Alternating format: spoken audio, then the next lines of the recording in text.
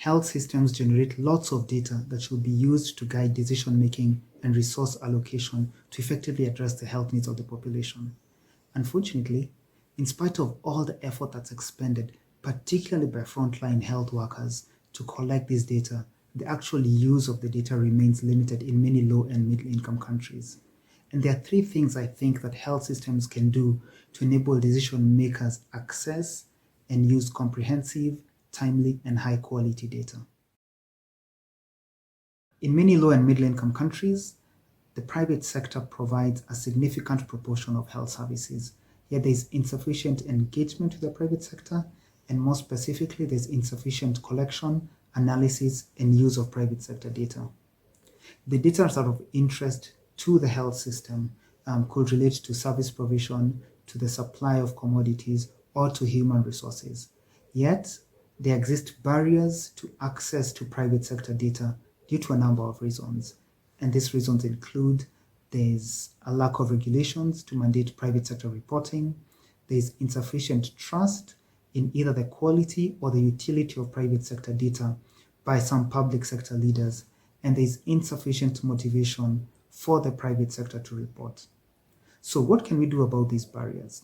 Well, health systems should bridge the motivation gaps for information sharing and enable easy sharing of data through both regulations and incentives for private sector to report. We have seen that where there are regulations that mandate reporting and there is enforcement of these regulations, then there is an increase in private sector data. And on the side of incentives, we have seen in some countries where private sector can access commodities from government, but only after they submit their data, or in more mature health systems where the private sector actually sells services to the governments. And in both of these situations, there is sufficient motivation for private sector to report to government.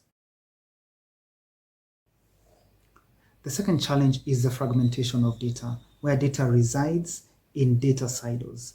And how does this come about? You could have a situation where a client accesses a health service and the data is recorded in a specific register.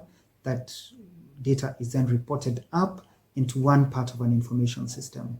When the same client comes back on a different day, their data is captured in and they're coming for different service, right? So the data is captured in a different register.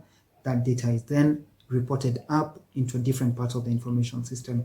And so you have a situation where one client's data is actually existing in different data silos. And this prevents the care providers and the health system from having a holistic picture of their client data. And so health systems need to address this fragmentation of data by integrating data systems. And I'll be the first to admit that it is a challenge to integrate existing or legacy data systems. And there may be a temptation by some to say, why don't we just have one system for all the health care, all the health systems data? And we need to recognize how difficult it is to even attempt this. So instead of adopting a common data management system, we can instead adopt a common data standard. And adopting a data standard like the HL7 Fast Healthcare Interoperability Resources, or which is commonly referred to as FHIR, would enable the health system to share data easily across multiple data systems.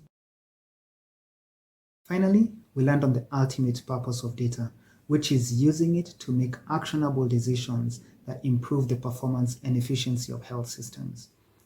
While there may be gaps in the skills for presentation and analysis of data, there are three significant factors that need to be addressed, which are the access to data, the skills by decision makers to interpret the data, and the motivation of these decision makers to use the data as part of their routine decision-making process. And one way of getting this done is by adopting a data to action approach, where the information needs of specific decision makers are identified and prioritized in advance, and the data are then analyzed and presented in a manner that these individual decision makers can effortlessly engage with the data.